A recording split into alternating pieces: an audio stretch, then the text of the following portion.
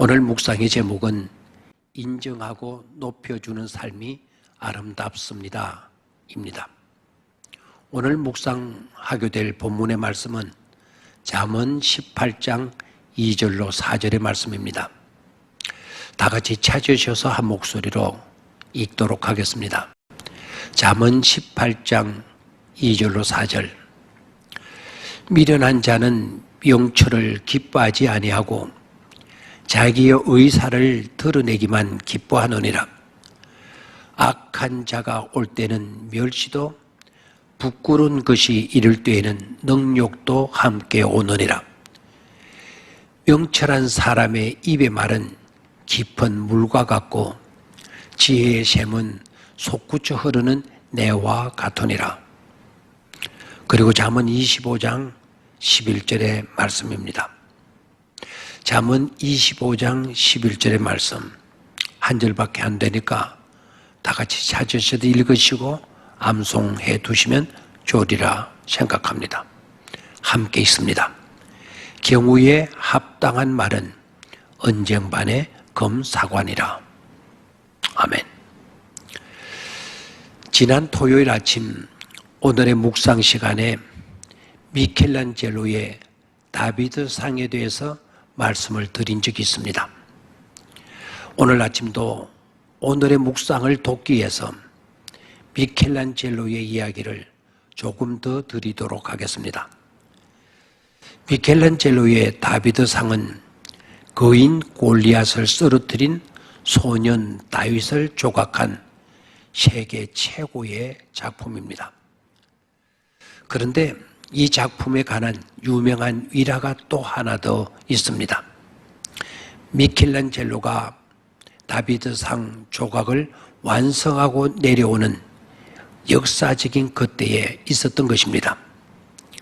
수많은 사람이 운집하여 감탄하고 있을 때 그들 가운데 전혀 다른 얼굴을 찌푸리고 있는 사람이 있었습니다. 한 비평가였습니다.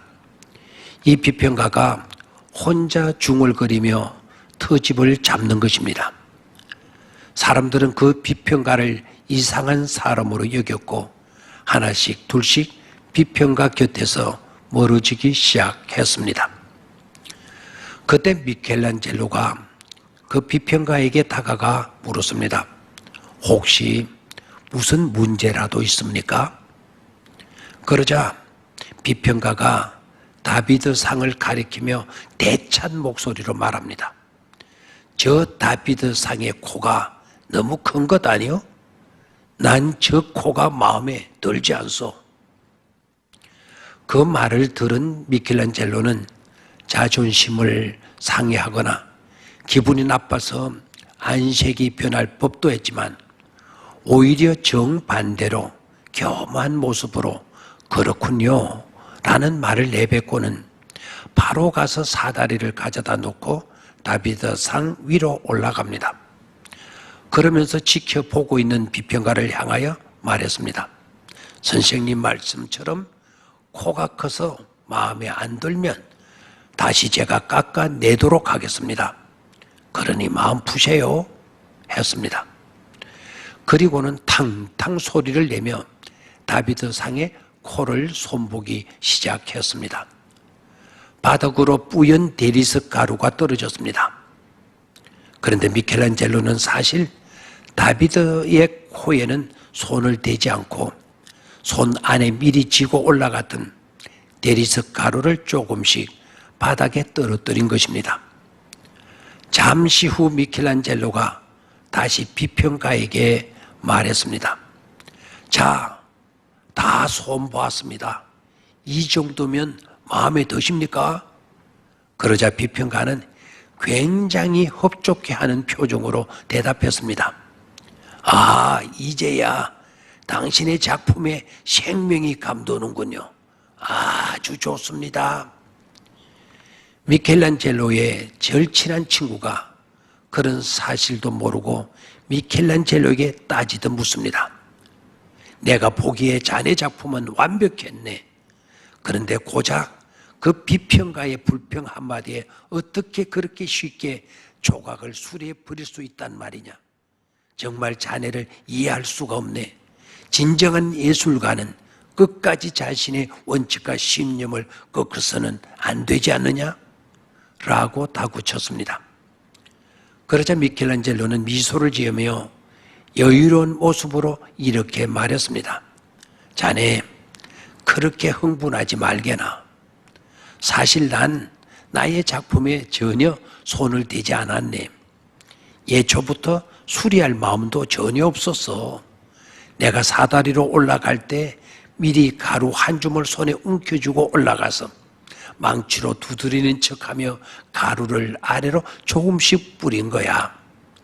내가 그렇게 하자 그 비평가는 정말 코가 작아진 줄로 착각을 한 것이라고. 저는 이 일화를 듣고 생각하는 바가 많았습니다. 사실 미켈란젤로의 유명한 작품들보다는 저는 미켈란젤로의 그와 같은 내면의 모습들이 훨씬 더 훌륭했던 것으로 여겨집니다. 그래서 사실 그의 작품들의 매력보다는 그의 이런 마음이 더 마음에 듭니다. 제가 바보여서 그런지는 모르겠습니다만 아무튼 그렇습니다. 미켈란젤로는 매사에 자신이 옳다고 우기는 사람과는 시비를 가릴 생각을 하지 않았습니다. 그렇게 해봤자 소용없는 일일 뿐임을 알고 있었던 것입니다. 그런데도 지기 싫다고 자꾸 우기게 되면, 또한 자존심 상한다고 대적하게 되면 감정적으로 상처만 입게 되고 오해만 깊어질 뿐입니다. 그리고 고귀한 이웃 하나를 잃게 된다는 것을 잘 알고 있었던 것입니다. 그게 죄입니다. 그런 죄는 다양한 곳에서 다양하게 요구되고 있습니다.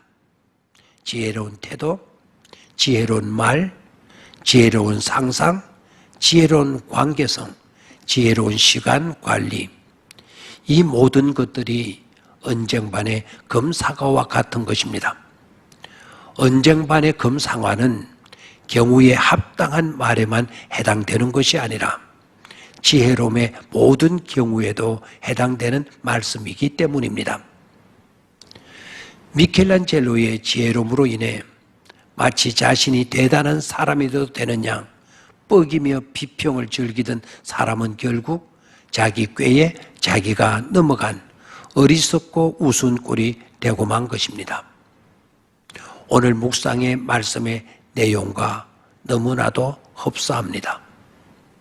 오늘 묵상의 말씀을 주의를 기울여 다시 읽어보시기를 바랍니다. 잠언 18장 2절로 4절. 미련한 자는 명철을 기뻐하지 아니하고 자기 의사를 드러내기만 기뻐하느니라. 자기의 의사를 드러내기만 기뻐하느니라. 악한 자가 올 때에는 멸시도, 부끄러운 것이 이를 때에는 능욕도 함께 오느니라. 명철한 사람의 입의